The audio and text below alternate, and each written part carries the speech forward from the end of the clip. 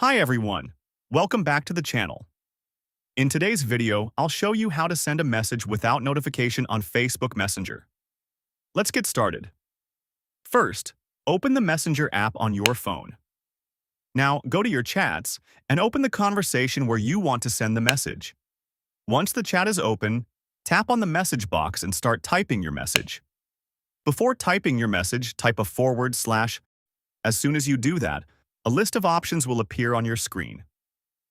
From this list, tap on /silent. Now, you'll notice that silent mode is activated for your message. After that, type your message as usual and tap on the send button. That's it. Your message will be delivered to the other person, but it won't send a notification to their phone. This is very useful when you don't want to disturb someone, especially late at night or during busy hours. And that's it.